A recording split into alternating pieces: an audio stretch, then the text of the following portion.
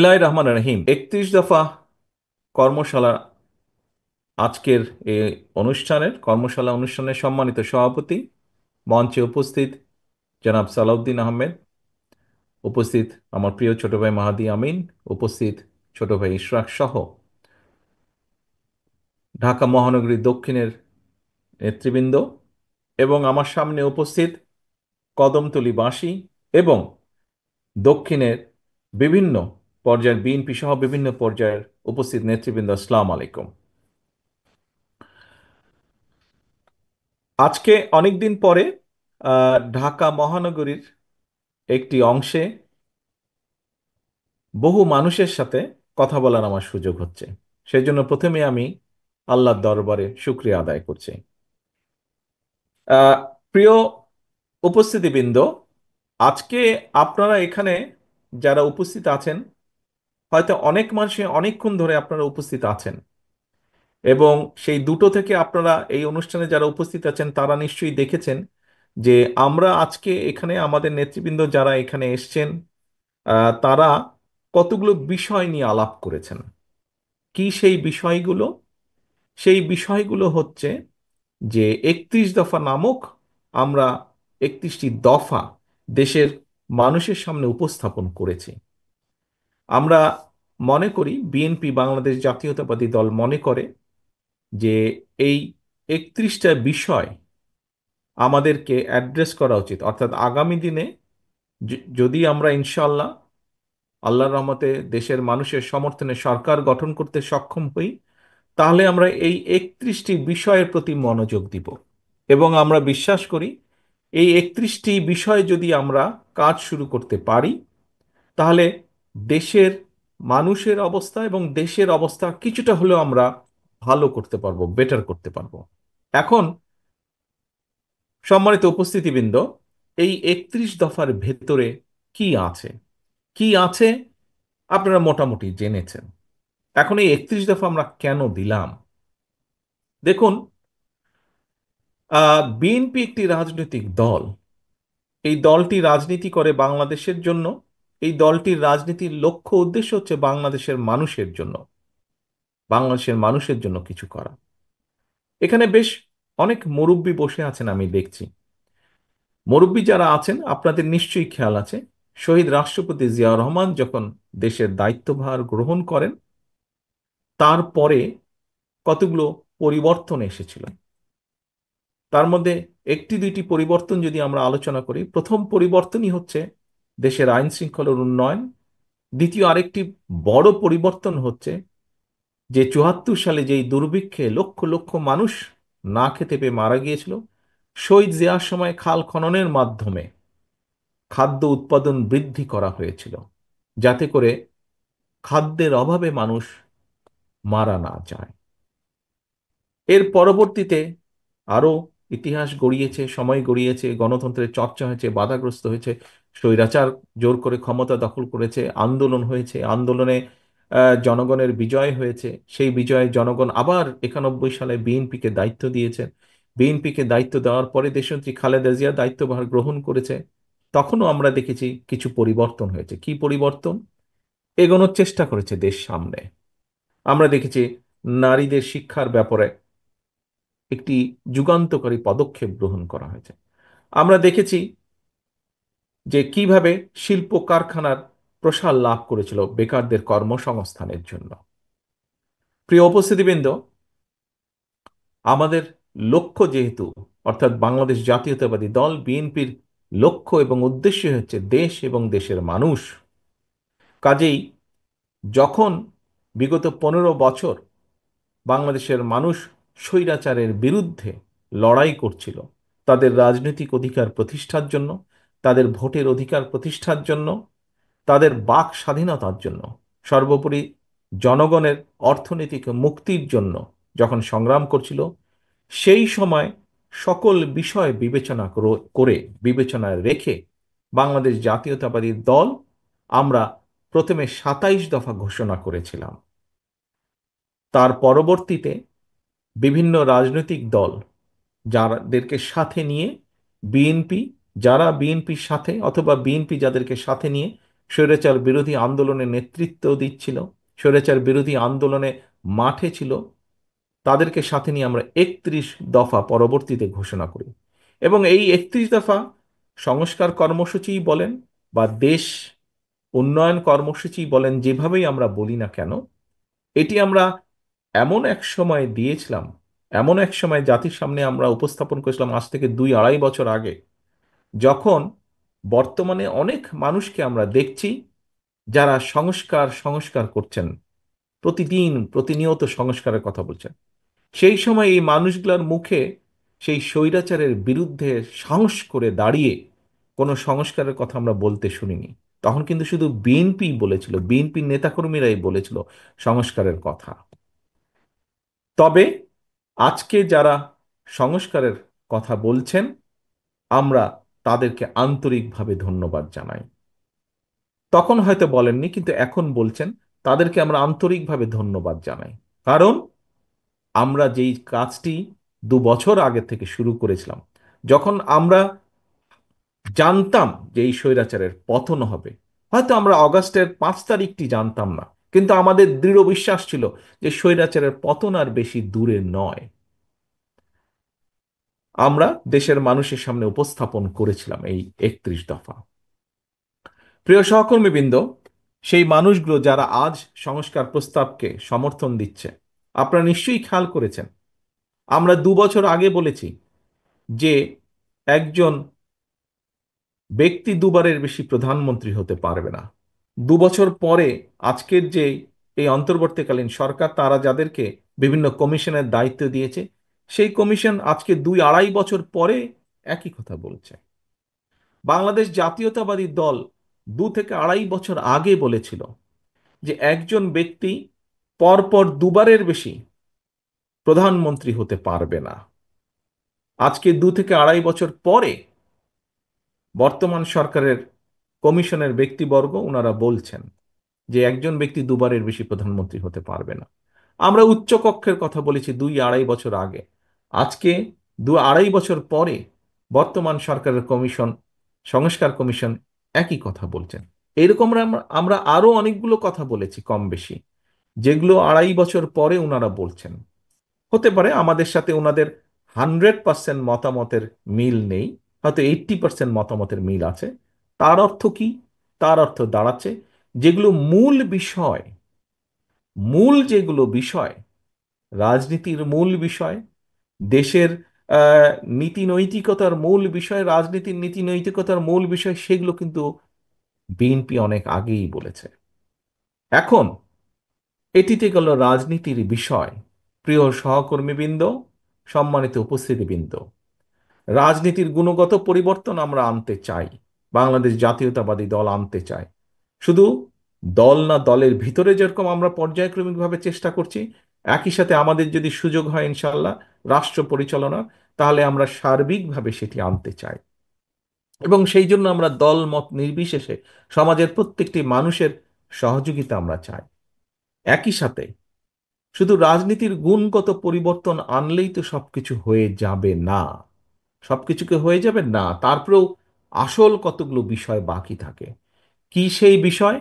প্রথমেই যদি বলতে হয়, এখানে উপস্থিত প্রতিটি মানুষ যেই কষ্টটি করেন, যেমন এই যে দ্রব্যমূল্যের লাগামহীন গতি, যেটি প্রত্যেকটা সমাজের কম বেশি প্রত্যেকটি মানুষকে কষ্ট দেয়, এই লাগামহীন গতির লাগাম টেনে ধরতে হবে।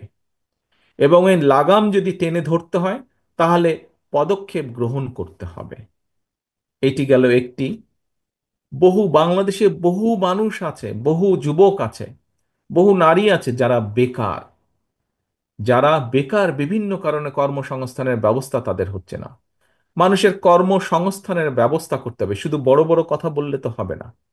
শুধু উচ্চকক্ষ, সংসদে উচ্চকক্ষ তৈরি করলেই সমস্যার সমাধান হবে না। আলোচনা হবে, উপায় বের হবে, কিন্তু সেই উপায়কে বাস্তবায়ন করতে হবে।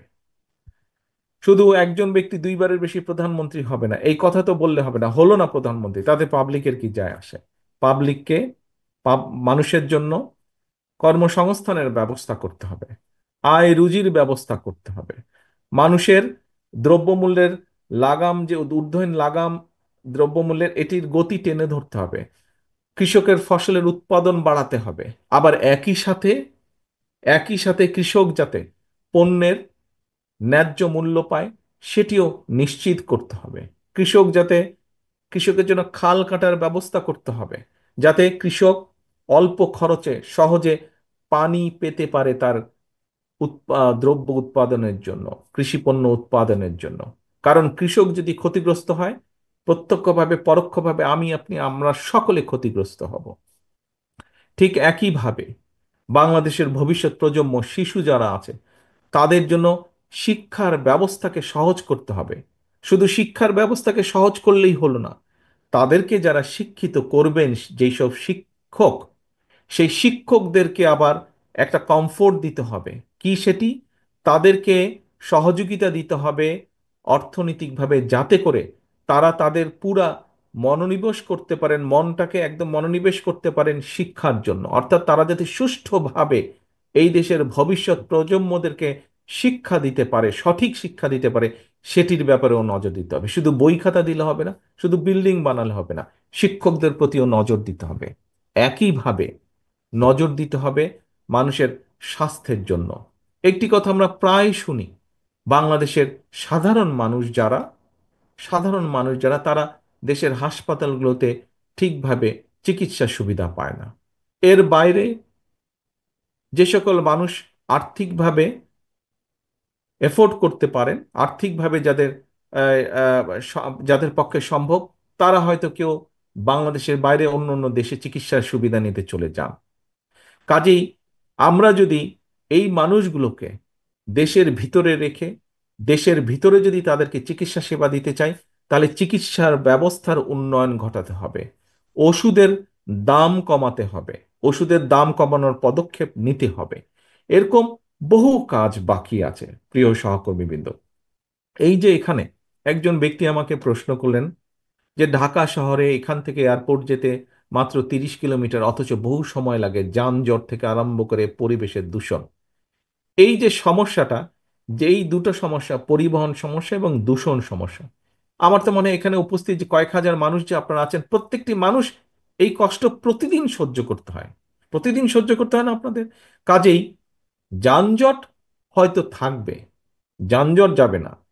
পৃথিবীর সব দেশেই, সব রাজধানীতেই কম বেশি যানজট থাকে, কিন্তু সেই যানজটটাকে একটি সহনীয় পর্যায়ে নিয়ে আসতে হবে।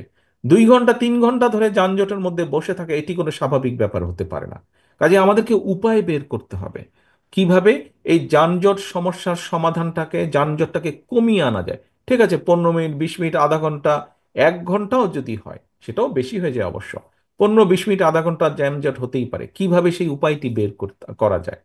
এই যে বায়ু দূষণ, ধুলা বলেন, ধোঁয়া বলেন, আমি অনেকের কাছে শুনি, বাংলাদেশ থেকে যারা আসেন, যে ঢাকা শহরে নামার সাথে সাথে শ্বাসটা বলে ভারী লাগে নিতে, শ্বাসটা অনেক ভারী লাগে। এখন এতগুলো মানুষ যেখানে শ্বাস প্রশ্বাস নিচ্ছে, কেন সেখানে এই বায়ু দূষণ হবে?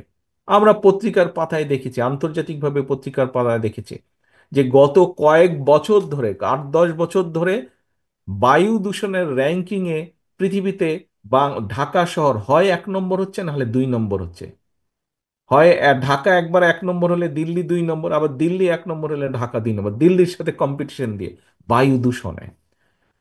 উপস্থিতিবৃন্দ, এরকম অনেক সমস্যা আছে, আমাদেরকে এইগুলো আস্তে আস্তে ঠিক করতে হবে। এই যে কয়েকদিন আগে পত্রিকার পাতায় পরে আমিও দেখলাম, টিভি নিউজে আমি দেখলাম, কিছুদিন আগে ইশরাক তো বসেই আছে, আপনাদের এখানে 39 নম্বর ওয়ার্ড আছে। আমি সেদিন আম্মার সাথে বসে ঢাকার সংবাদ দেখছিলাম, নিউজ দেখছিলাম ঢাকার। হঠাৎ করে দেখলাম বাংলাদেশের একটি টিভি চ্যানেলে দেখাচ্ছে যে 39 নম্বর ওয়ার্ডে অনেক দিন ধরে একটি জায়গায় পানি জমে আছে, এবং সেখানে এলাকাবাসীদের চল হাঁটা চলা সবকিছু, বসবাসের অসুবিধা হচ্ছে। ঢাকার সময় বোধহয় তখন হবে রাত 3:30-4টা হবে বোধহয়। ইশরাক তখন কয়টা বাজে খেয়াল আছে তোমার? তো এরকম সময় আমি তখন ওকে ফোন করলাম সাথে সাথে। আমি বললাম যে ইশরাক, তোমার এরকম নিউজ দেখলাম, তো আমার মনে হয় তুমি একটু যাও, গিয়ে দেখো কি করা যায়, কতটুকু ব্যাপারটা কি সমাধান করা যায়। প্রিয় উপস্থিতি, কিন্তু আপনাদের সামনে এই জন্য লাস্টের এই ইশরাকের উদাহরণটা, ইশরাক পরের দিন গিয়েছিল, আপনারা বোধহয় অনেকেই দেখেছেন, অথবা নিউজেও আপনারা দেখেছেন। তো ইশরাককে পাঠালাম আমরা, দলের পক্ষ থেকে ইশরাক ওখানে গিয়েছে। এবং পরবর্তীতে আমাকে যতটুকু ইশরাক জানিয়েছে বা সংবাদের মাধ্যমে আমি যতটুকু জেনেছি যে সেখানে এখন চেষ্টা হচ্ছে কিভাবে সমস্যার সমাধানটি করা যায়। এখন সহকর্মীবৃন্দ, আমরা প্রায় উদাহরণ দেই যে আমাদের দেশটি এইরকম হয়ে যাবে, আমাদের দেশটি ওইরকম হয়ে যাবে।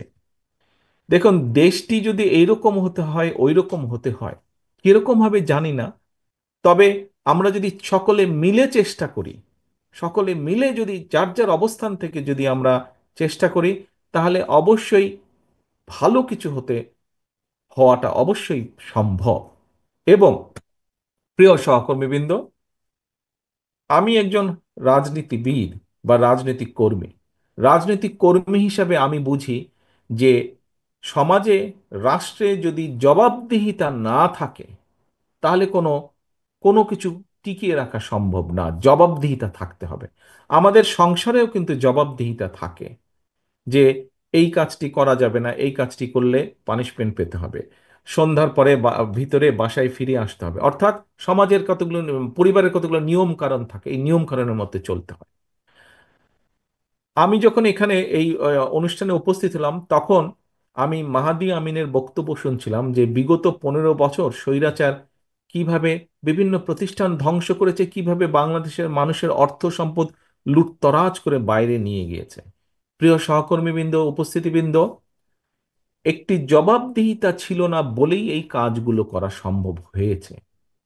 আজকে এই যে ইশরাকের যেই ঘটনাটি আমি আপনাদের সামনে তুলে ধরলাম, আজকে যদি সত্যিকারভাবে সিটি কর্পোরেশনের নির্বাচন হতো, অর্থাৎ আপনাদের ভোটে, মানুষের ভোটে যদি ওয়ার্ড কমিশনার নির্বাচিত হতো, মানুষের ভোটে যদি ঢাকা দক্ষিণের মেয়র নির্বাচিত হতো, তাহলে কি ইশরাকের সেখানে যাওয়ার প্রয়োজন হতো? তাহলে কি সংবাদের দেখে আমার ফোন করার কোনো প্রয়োজন হতো না? কারণ যেই মানুষটিকে আপনারা নির্বাচিত করতেন, সেই মানুষটি আপনাদের কাছে আপনাদের দেখভাল করার জন্য বাধ্য থাকতো। কারণ সে জানতো যে আমি নির্বাচিত হয়েছে মানুষের ভোটে। এখন যদি আমি মানুষের সমস্যার সমাধানের উদ্যোগ গ্রহণ না করি, আমি যদি মানুষের সমস্যার সমাধানের চেষ্টা না করি, তাহলে পরবর্তীতে যে আবার নির্বাচন আছে, ভোট হবে, সেই ভোটে আমি হেরে যাব। সেই ভোটে মানুষ আমাকে ভোট দেবে না। প্রিয় উপস্থিতিবৃন্দ, আমরা চাইছি, বাংলাদেশ জাতীয়তাবাদী দল চাইছে, যার জন্য আমাদের বহু নেতা কর্মী আত্মহুতি দিয়েছে, শহীদ হয়েছে, গুম হয়েছে, খুন হয়েছে। আমাদের সারা দেশে বিএনপি সহ বিরোধী দলীয় অন্যান্য দলেরও বহু লক্ষ লক্ষ নেতাকর্মী অত্যাচারিত হয়েছে, নির্যাতিত হয়েছে। কেন? মানুষের অধিকার, মানুষের অধিকার প্রতিষ্ঠার জন্য। এবং রাজনৈতিকভাবে আমরা প্রায়শ যেসব দেশের উদাহরণ দিয়ে থাকি, আহা ওই দেশটা কি সুন্দর, ওই দেশের সিস্টেম কি ভালো, এই সব দেশেই এই জবাবদিহিতা আছে। জবাবদিহিতা আছে বলেই সেই দেশের সিস্টেমগুলো কাজ করে, সেই দেশের সিস্টেমগুলো সুন্দর। এবং সেই জবাবদিহিতাটা কি? জবাবদিহিতাটা হচ্ছে নির্বাচন। জবাবদিহিতাটা হচ্ছে নির্বাচন। সেটি জাতীয় নির্বাচন হোক, সেটি লোকাল নির্বাচন হোক, সেটি কোনো প্রতিষ্ঠানের নির্বাচন হোক। অর্থাৎ একটি নির্দিষ্ট সময় পর পর নির্বাচন হতে হবে।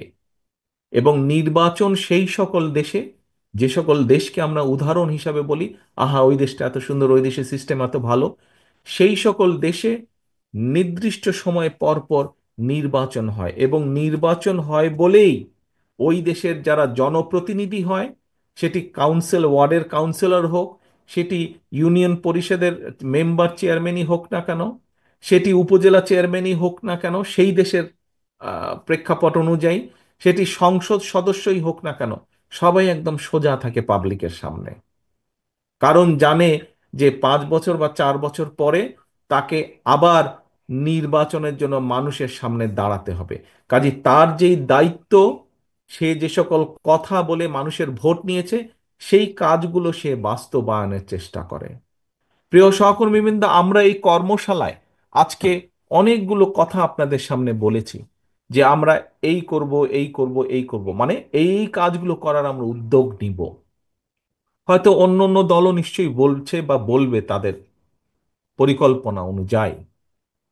কিন্তু আজকে যদি আমরা সত্যিকারভাবে জনগণের ভোটের মাধ্যমে একটি সরকার গঠন করতে পারি, তাহলে ওই সরকার তখন জনগণের কাছে জবাবদিহিতা করতে বাধ্য থাকবে। কারণ 5 বছর পরে আবার এই সরকার, যেই সরকারই আসবে এই সামনের নির্বাচনে, তাদেরকে আবার পরবর্তী 5 বছর পরে তো জনগণের কাছে যেতেই হবে।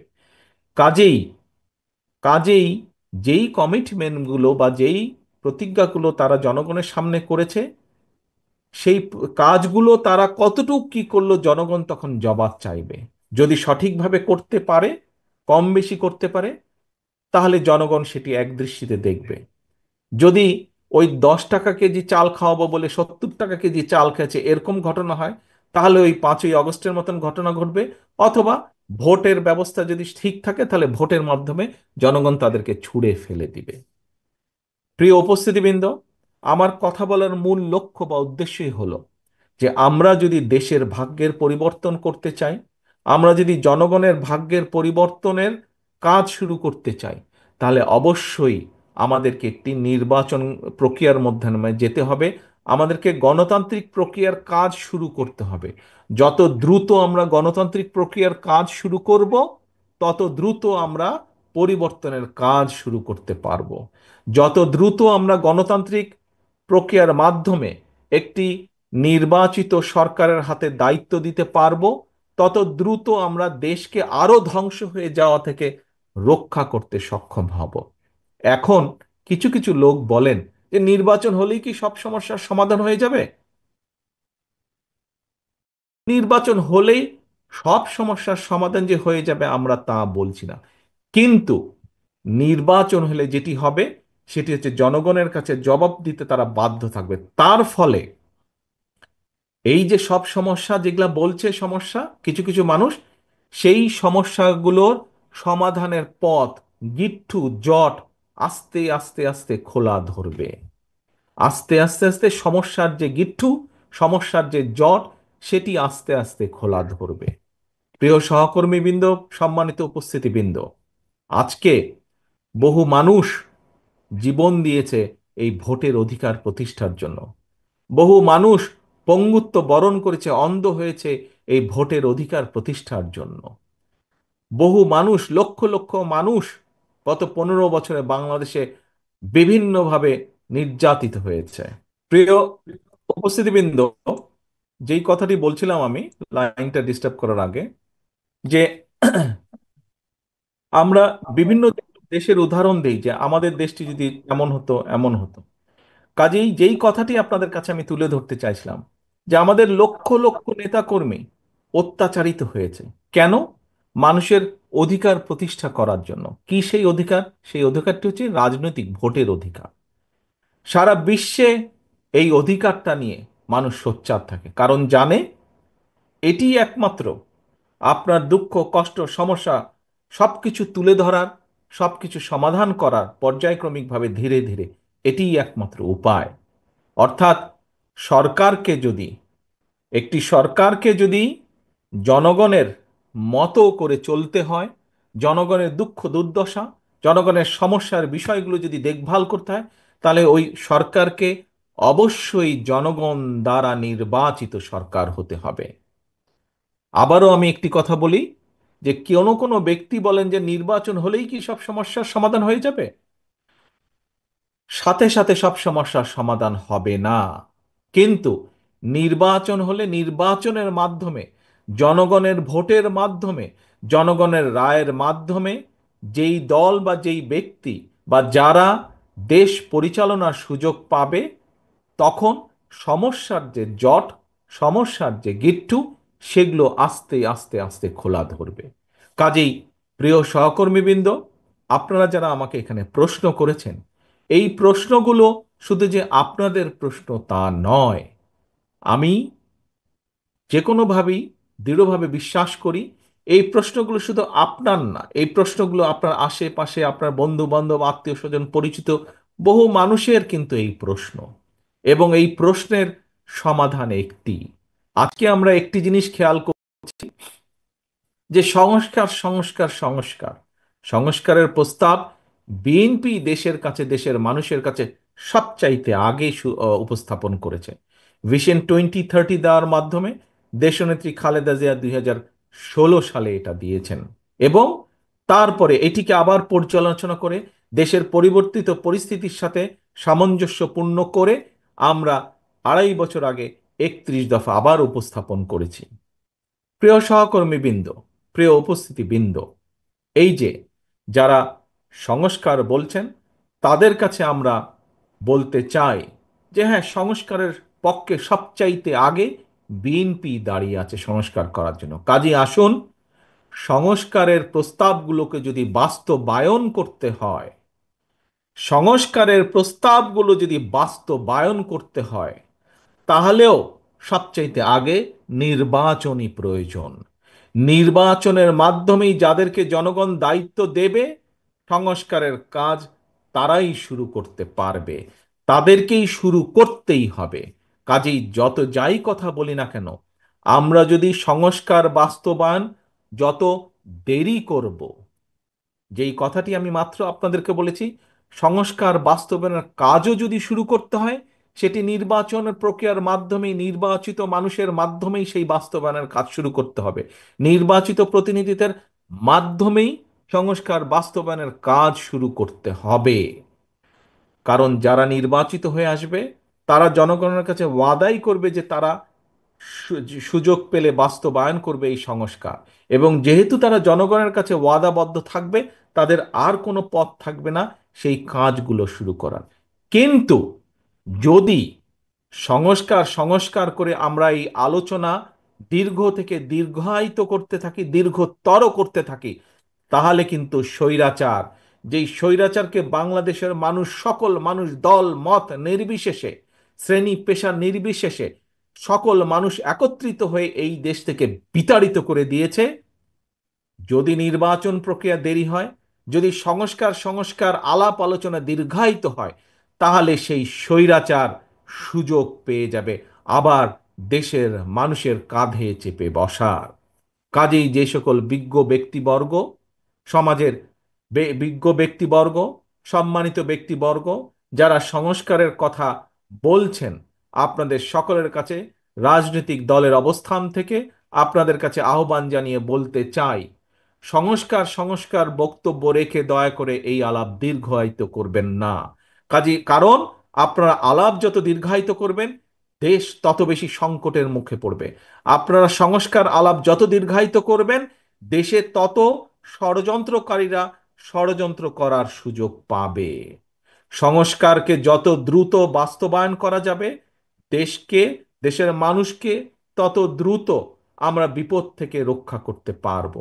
কাজে আসুন, এই সংস্কারকে বাস্তবায়ন করতে হলে উপায় একটাই, যেই সংস্কার প্রস্তাব বিএনপি দিয়েছে, যেই সংস্কার প্রস্তাব অন্তর্বর্তীকালীন সরকারের কমিশনগুলো তৈরি করে দিয়েছে, যেটাই হোক না কেন, এই সংস্কারকে যদি বাস্তবায়ন করতে হয়, নির্বাচন ছাড়া আর কোনো রাস্তা নাই। একটি পথ, নির্বাচন, জনগণের নির্বাচন এবং জনগণের নির্বাচন। প্রিয় উপস্থিতিবৃন্দ, প্রিয় নেতৃবৃন্দ, প্রিয় সহকর্মীবৃন্দ, আসুন আজকের এই কর্মশালার মাধ্যমে আমার দলের নেতাকর্মী আপনারা যারা এখানে উপস্থিত আছেন, সকলে মিলে আজকে আমরা এখানে প্রতিজ্ঞা গ্রহণ করি যে বাংলাদেশের মানুষ ইনশাল্লাহ আমাদেরকে সেই সুযোগ দিলে রাষ্ট্র পরিচালনার, আমরা প্রত্যেকে আমরা প্রত্যেকে যে যার অবস্থান থেকে যেই সংস্কারের ওয়াদা আমরা জনগণের সামনে দিয়েছি, আমাদের প্রত্যেকের অবস্থান থেকে সেই ওয়াদা পূরণের সর্বোচ্চ আমরা চেষ্টা করব। এই প্রতিজ্ঞা আজকের এই অনুষ্ঠানে আমরা গ্রহণ করি ইনশাল্লাহ। এই প্রতিজ্ঞা রেখে, এই প্রত্যাশা রেখে আপনাদের সকলের কাছ থেকে আমি বিদায় নিচ্ছি। আল্লাহ হাফেজ। বাংলাদেশ জিন্দাবাদ। বাংলাদেশ জাতীয়তাবাদী দল জিন্দাবাদ।